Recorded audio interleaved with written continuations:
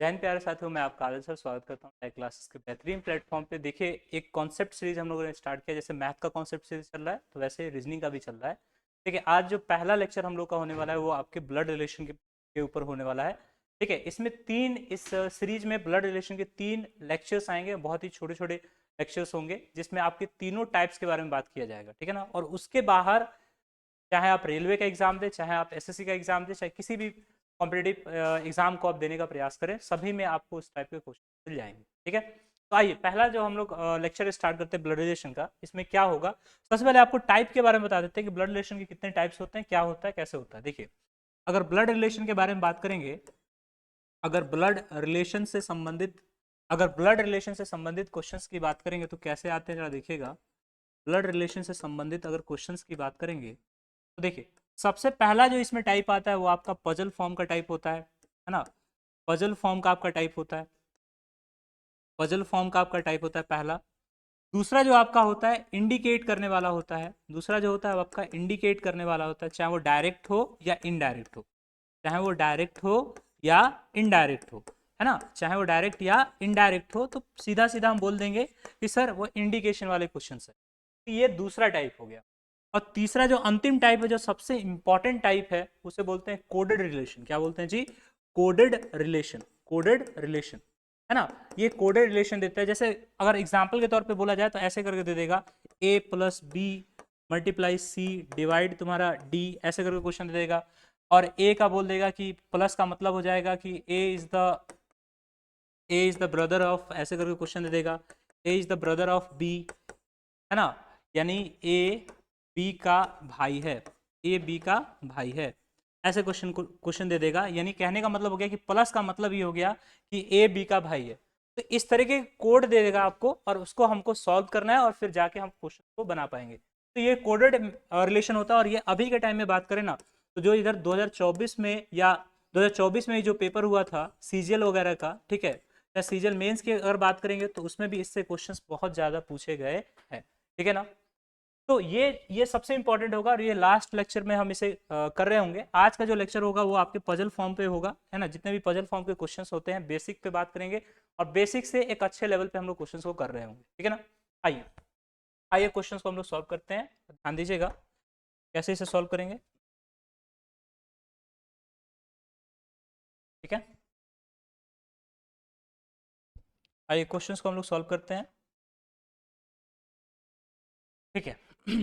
अब देखिए, पहले क्वेश्चन को सॉल्व करने से पहले हम देखेंगे कुछ बेसिक कॉन्सेप्ट के ऊपर बात कर लेते हैं। ठीक है, सबसे पहले आपको दिखा दें कि जनरेशन गैप क्या होता है। जनरेशन गैप क्या होता है, किसको क्या कहा जाता है, टर्म्स कौन कौन से यूज किए जाते हैं, इसके बारे में आपको पहले नॉलेज होना चाहिए। सबसे पहले अगर पहला पॉइंट की बात करेंगे जिसमें बोलेंगे अबव वन जनरेशन, यानी कहने का मतलब हो गया कि एक जनरेशन ऊपर, एक जनरेशन ऊपर, एक जनरेशन ऊपर, है ना। यानी कहने का मतलब हो गया कि आपसे एक जनरेशन ऊपर, यानी कहने का मतलब ये हो गया कि आपसे एक वंश ऊपर की अगर बात करेंगे तो सबसे पहला जो चीज होता है वो आपकी मदर होती है, माँ, है ना। इसमें आपकी माँ आ जाएंगी। दूसरा पॉइंट इसमें हो गया कि आपके इसमें फादर आ जाएंगे जो आपसे एक जनरेशन ऊपर होंगे, पिता आपके। तीसरा पॉइंट इसमें ये हो गया कि इसमें आपकी आंटी आ जाएंगी, है ना। आंटी में तुम्हारी क्या हो जाएंगी, जैसे चाची हो जाएंगी, ठीक है, या मामी हो जाएंगी, है ना। या आपकी बात करें तो मौसी हो जाएंगी ना, मौसी हो जाएंगी। या अगर बात करें तो बुआ हो जाएंगी, है ना। ये सभी तुम्हारे देखा जाए तो आपसे एक जनरेशन ऊपर वाले की हैं। जैसे अगर तुम बात करो चाची जो होंगी वो आपके पेटर्नल होंगी, यानी पैतृक होंगी। यानी कहने का मतलब हो गया पिता के संबंध से आपकी चाची बनेंगी। और मामी मौसी होंगी वो आपके माँ के संबंध से होगा, यानी मैटरनल होगा। क्या होगा? मैटरनल होगा। और बुआ जो होंगी आपके पैटर्नल होगा, यानी पिता के संबंध से बनेगा, पिता के रक्त से बनने वाला वो संबंध होगा, यानी पैटर्नल होगा। और देखो, ब्लड रिलेशन में जब भी आपको मैटरनल या पैटर्नल करके ना दिया रहे तो हमेशा पिता के रक्त को ही मायने देंगे, यानी हमेशा पिता के रक्त को ही तरजीह देंगे और उसी से क्वेश्चंस को सॉल्व कर रहे होंगे। जब तक मैटरनल ना दे तब तक माँ के रिलेशन को नहीं लेंगे, माँ के रिलेशन को लेकर क्वेश्चन को सॉल्व नहीं करेंगे। ठीक है, इसमें एक और आ जाता है चौथा, अगर बात करेंगे तो होता है अंकल। क्या होता है? अंकल। तो अंकल तुम्हारे चाचा हो सकते हैं, ताऊ जी, जिसे बहुत जगह बोला जाता है ताऊ जी, चाचा, है ना। ताऊ जिसे कहा जाता है। मामी तो मामा हो जाएंगे, है ना, मौसा हो जाएंगे, ठीक है, मौसा हो जाएंगे, ध्यान रखिएगा, है ना। और उसके बाद जो आपके फूफा हो जाएंगे, फूफा हो जाएंगे, ठीक है। एक और जनरेशन ऊपर की बात करें तो एक और जनरेशन तुम्हारा हो जाएगा, देखिएगा, फादर इन लॉ, आपके ससुर हो जाएंगे, father in law, father in law. और आपकी सास हो जाएंगे, यानी mother in law, mother in, ठीक है। तो ये देखा जाए, ये तीनों, ये छह जो है आपसे एक जनरेशन ऊपर वाले लोग हैं, ये छह जो है आपके आपसे एक जनरेशन ऊपर वाले लोग हैं, जो आपसे एक जनरेशन जस्ट ऊपर है, ठीक है ना, ध्यान रखना इन चीजों को। ये छह जो है आपके एक जनरेशन ऊपर वाले हैं। अगर सेकेंड जनरेशन की बात करेंगे, जो आपसे दो जनरेशन ऊपर है, अगर दो जनरेशन ऊपर की बात करेंगे तो जैसे हम लिख देंगे अबव टू जनरेशन अगर बात करेंगे तो वो कौन कौन से हैं। तो सबसे पहले आपको बता दें कि ग्रैंड फादर हो गए, ग्रैंड मदर हो गए, है ना, ग्रैंड फादर हो गए, ग्रैंड फादर हो गए, यानी कहने का मतलब हो गया कि दादाजी आपके हो गए या नाना जी आपके हो गए, ठीक है। अगर ग्रैंड मदर की बात करेंगे, अगर ग्रैंड मदर की बात करेंगे तो ध्यान दो, आपके दादी हो गई, ठीक है, या आपकी नानी हो गई।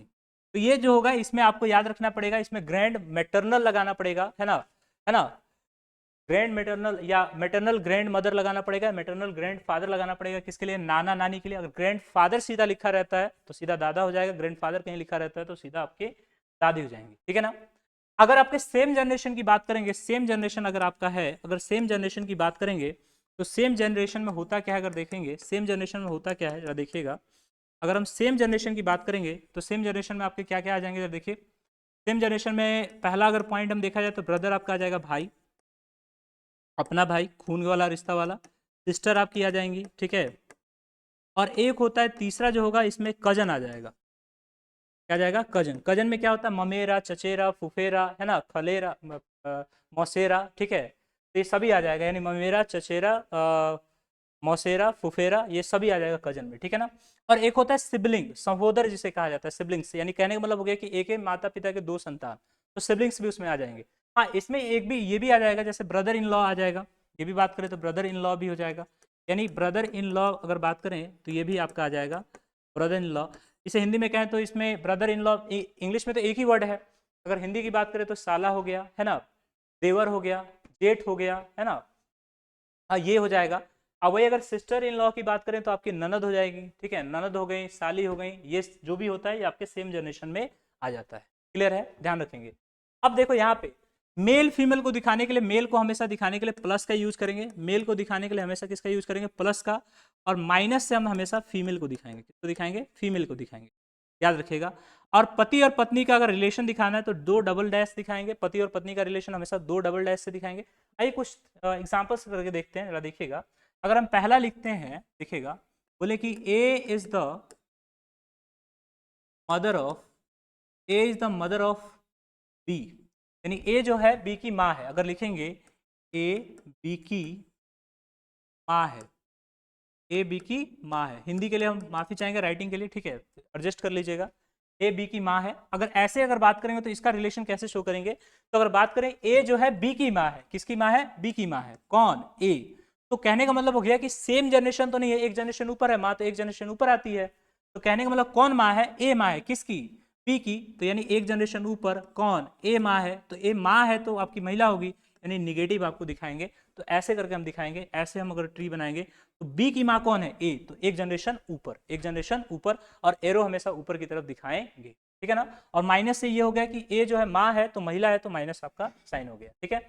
अगर हम बात करेंगे यहाँ पे देखिएगा सेकेंड, अगर ये बोले कि ए जो है, ए बी का पिता है, ए बी का पिता है, ए बी का पिता है।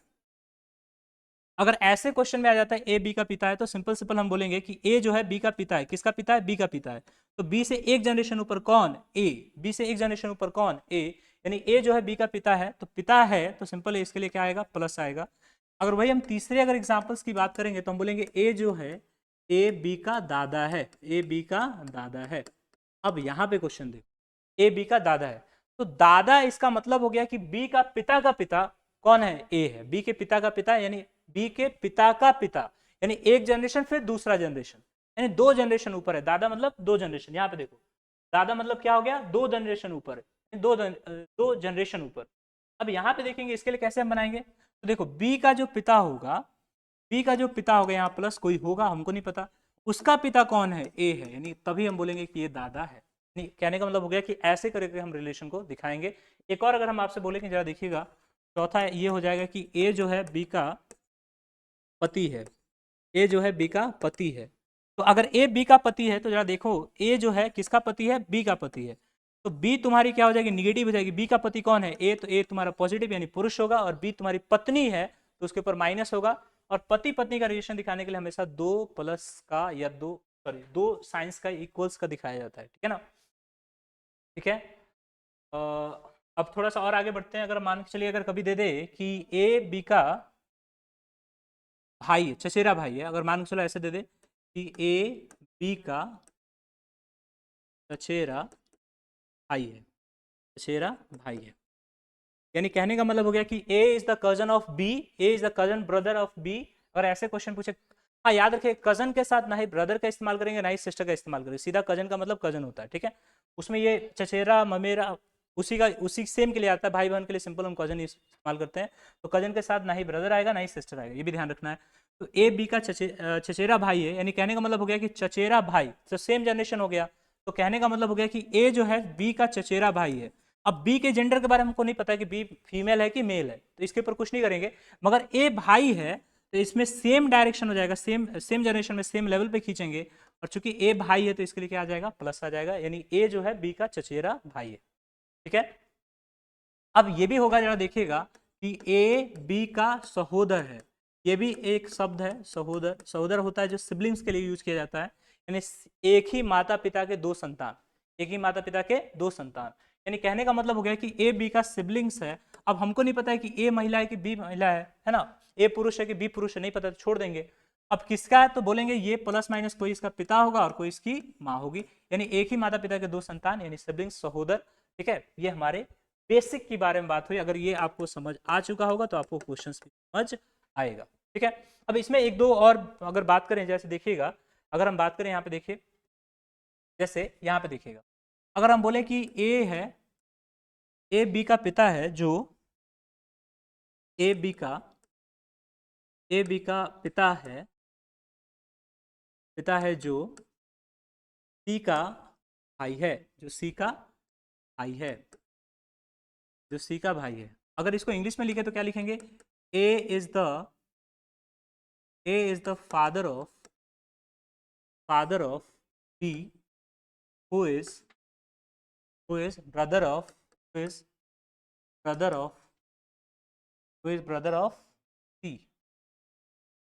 Of C. अब देखो जब भी ऐसे क्वेश्चंस आ जाए, ध्यान रखिएगा, जब भी ऐसे क्वेश्चंस आए तो याद रखिएगा जो या जो की हु आ जाए, ठीक है ना, हाउ, ये जो भी जब भी ऐसे शब्द हैं जो या जो की आ जाए तो हमेशा ये सेकंड पर्सन के लिए आता है। किसके लिए आता है, सेकंड पर्सन के लिए आता है, सेकंड पर्सन के लिए आता है, सेकंड पर्सन के लिए आता है, यानी दूसरे व्यक्ति के लिए आता है। तो यहाँ पे देखेंगे, अगर सेंटेंस में देखेंगे तो पहला व्यक्ति तुम्हारा कौन है, ए है, दूसरा व्यक्ति कौन है तुम्हारा, बी है। तो ये जो बी है वो किसके लिए आया है, तो बी देखो जो आया ना हु, वो किसके लिए आया है, बी के लिए आया है।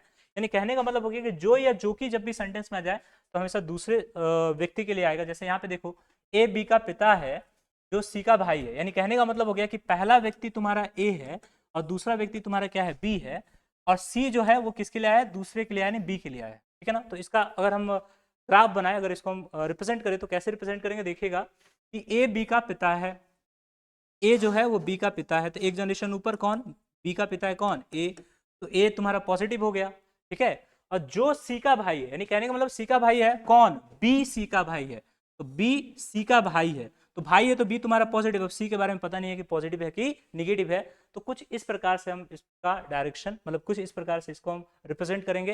अगर ये आपको आ जा रहा है, एक और इसमें देखिएगा, एक और आता है कि ए बी का, मान लीजिए पिता है, यही लेके चलते हैं, ए बी का पिता है और यहाँ क्वेश्चन दे देगा और सी का भाई है, सेम क्वेश्चन अगर हम और लगा देते हैं, सी का भाई है, किसका भाई है, सी का भाई है। सेम क्वेश्चन अगर और लगा देते हैं, सी का भाई है, देखिएगा जब भी तुमको और दे या और दे दे या लेकिन दे दे, जब भी क्वेश्चन में और लेकिन एंड इन सब का अगर देता है तो हमेशा याद रखिए ये फर्स्ट पर्सन के लिए आता है। किसके लिए आता है? फर्स्ट पर्सन के लिए आता है, यानी पहले व्यक्ति के लिए आता है। तो अगर बात करें यहाँ पे तीन व्यक्ति हैं, कौन? ए, बी और सी। तो पहला व्यक्ति तुम्हारा ए है, दूसरा व्यक्ति तुम्हारा बी है और तीसरा व्यक्ति तुम्हारा क्या है? सी है। तो अगर क्वेश्चन को हम सही से देखें तो ए बी का अगर पिता है और सी का भाई है, सी का क्या है? भाई है। तो हमारे कहने का मतलब हो गया कि इसका रिप्रेजेंटेशन कैसे होगा? तो अगर यहाँ पे ध्यान दो, अगर इसका रिप्रेजेंटेशन देखेंगे तो ए बी का पिता है, तो ए पिता है किसका? बी का पिता है। ए बी का पिता है, पिता है तो यहाँ पे प्लस हो जाएगा। और बोला गया कि और सी का भाई है, तो कौन भाई है? बी है कि ए है? तो फर्स्ट पर्सन के लिए आता है और, तो यानी सी का भाई है, तो यानी कहने का मतलब हो गया कि सी का भाई पुरुष ही है, यानी हमारा ये हो जाएगा का सही रिप्रेजेंटेशन। ठीक है, तो ये हमारा बेसिक था, इस लेक्चर के लिए हमारा बेसिक था। अब इस पे क्वेश्चंस हम लोग करते हैं, आइए क्वेश्चंस करते हैं, देखते हैं क्वेश्चंस को। तो देखिएगा पहला क्वेश्चन आपका दे रहा है, जरा देखिएगा। महेंद्र नमन का बेटा है जो रीमा की माँ का भाई है, जो रीमा की माँ का भाई है। अब यहाँ पे देखेंगे महेंद्र यानी एम और नमन यानी एन का बेटा है, यानी महेंद्र जो है वो नमन का बेटा है। तो कहने का मतलब हो गया कि नमन एक जनरेशन ऊपर होगा किससे? महेंद्र से। किससे जी? महेंद्र से। जरा देखिएगा, नमन जो होगा वो एक जनरेशन ऊपर होगा किससे? महेंद्र से। और जो है, जो किसके लिए आता है? सेकंड पर्सन के लिए आता है। सेकंड पर्सन आपका कौन है? नमन है। दूसरा व्यक्ति कौन है? आपका नमन है। यानी कहने का मतलब हो गया कि जो नमन के लिए आया है, तो नमन जो है किसका? किसकी माँ का भाई? अगर देखेंगे तो रीमा के माँ का भाई है। यानी कहने का मतलब हो गया कि रीमा यहाँ पे आर है और आर की माँ कोई होगी, उसका भाई तुम्हारा नमन है। यानी कहने का मतलब ये हुआ, जरा क्वेश्चन से देखिएगा कि महेंद्र नमन का बेटा है, यानी महेंद्र नमन का बेटा हो गया, जो यानी नमन रीमा के माँ का भाई है, यानी रीमा की माँ कोई होगी और उसका भाई तुम्हारा नमन है। तो महेंद्र और रीमा से किस प्रकार संबंधित है? महेंद्र और रीमा के बीच का क्या संबंध है? तो एक चीज बताइए, नमन की माँ, नमन की बहन कौन? रीमा की माँ। यानी कहने का मतलब ये हो गया, कहने का मतलब ये हो गया कि आपके पिता के बहन का बेटा, आपके पिता के बहन का बेटी या बेटा कोई भी देख लो, तो तुम्हारी कजन ही हुई। यानी कहने का मतलब ये हुआ कि यहाँ पे आंसर जो हुआ वो आपका कजन होगा, यानी ऑप्शन नंबर ए आपका उत्तर हो जा रहा होगा। ठीक है ना? नेक्स्ट क्वेश्चन पे चलते हैं। क्वेश्चन नंबर देखिए, इसमें बोलता है एस जो है जी का दादा है, एस जी एस का दादा है, सॉरी जी एस का दादा है। तो जी जो है वो एस का दादा है, यानी कहने का मतलब हो गया कि एस का दादा कोई, यानी एस का पिता कोई होगा। ठीक है, और उसका दादा कौन है? उसका दादा जी है, यानी जी पॉजिटिव। ठीक है, दादा जी है, यानी एस का पिता होगा और पिता का पिता कौन है? जी है। ठीक है, अब आगे क्वेश्चन को देखेंगे। बी के केवल दो बेटे हैं, ई और एफ। यानी बी के केवल कितने बेटे हैं? दो बेटे हैं, ई और एफ। ठीक है, ए और बी जी के इकलौते बेटे हैं। यानी कहने का मतलब हो गया कि ए और बी जो है जी के इकलौते बेटे हैं, यानी दो ही मात्र बेटे हैं किसके? जी के। तो हमारे कहने का मतलब हो गया कि यहाँ पे या तो ए आएगा, नहीं तो क्या आएगा? बी आएगा। मगर क्वेश्चन में यहाँ पे सीधा सीधा क्लियर कर दिया कि बी के केवल दो बेटे हैं, कौन? ई और एफ। तो बी के दो बेटे हैं तुम्हारे, कौन? ई और तुम्हारा एफ। यानी कहने का मतलब ये भी पॉजिटिव और ये भी पॉजिटिव। तो यहाँ पे जो होगा, यहाँ पे होगा, अब कौन बच रहा है? तो सिर्फ आपका ए बच रहा है। इसका मतलब ये हो गया कि एस का पिता तुम्हारा ए होगा और ए का पिता कौन होगा? जी होगा। और जी के इकलौते दो बेटे होंगे, ए और बी के बेटे कौन होंगे? ई और एफ होंगे। यानी इस हिसाब से अगर आपसे क्वेश्चन पूछा जाए कि एस का पिता कौन होगा, तो एस का पिता आपका ए होगा, यानी ऑप्शन नंबर डी आपका उत्तर हो जा रहा होगा। आई होप आप क्वेश्चन को समझ पा रहे होंगे। ठीक है, अब देखिए, आई होप आप क्वेश्चन को समझ पा रहे होंगे। ठीक है, अब यहाँ पे क्वेश्चन देखिएगा, ए बी की माँ है, यानी ए जो है बी की माँ है। क्वेश्चन देखिए, जो ए जो है वो बी की क्या है? माँ है। यानी एक जनरेशन ऊपर की बात की जा रही है, तो ए जो है बी की माँ है, यानी ये निगेटिव हो जाएगा। ए जो है बी की क्या है? माँ है। ठीक है, एक्स वाई का पिता है, कोई संबंध नहीं। अब देखो यहाँ ध्यान दो, जिस लाइन से तुम स्टार्ट करेगा उसका संबंध देखेंगे, भाई उससे संबंधित और कोई रिलेशन इसमें दे रहा है कि नहीं दे रहा है। तो वहां से पकड़ के हम क्वेश्चन को सॉल्व करेंगे। देखो, एच जे का भाई है, एल वाई का पिता है, कोई दिक्कत नहीं। बी एल की बहन है, यानी बी जो है एल की बहन है, यानी एल की बहन है कौन? बी। तो बी तुम्हारी निगेटिव, यानी एल की बहन है बी। ठीक है, और एल वाई के पिता का भाई है, यानी एल जो है वाई के पिता का भाई है।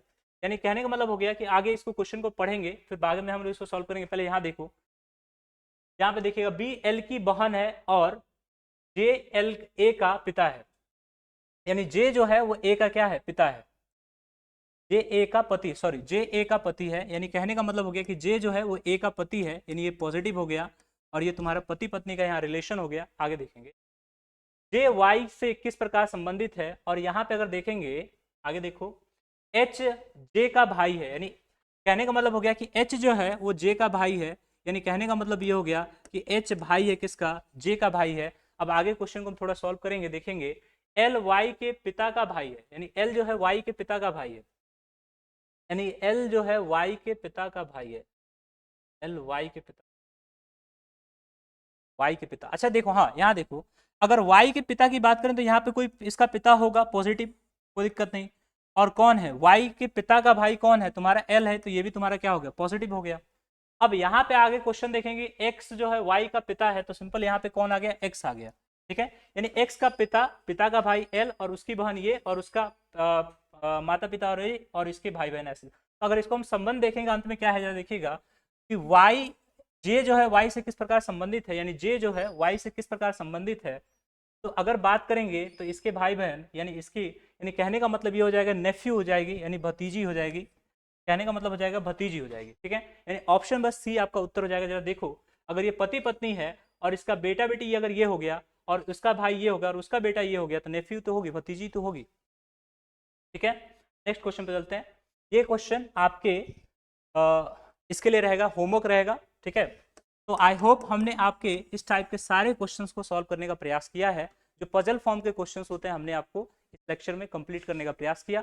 नेक्स्ट वीडियो में हम लोग कोडर रिलेशन के बारे में बात करेंगे या इशारे वाले क्वेश्चंस के ऊपर बात करेंगे और आसानी से उसे हम लोग सॉल्व कर रहे होंगे। तब तक मिलते हैं नेक्स्ट वीडियो में, तब तक के लिए धन्यवाद।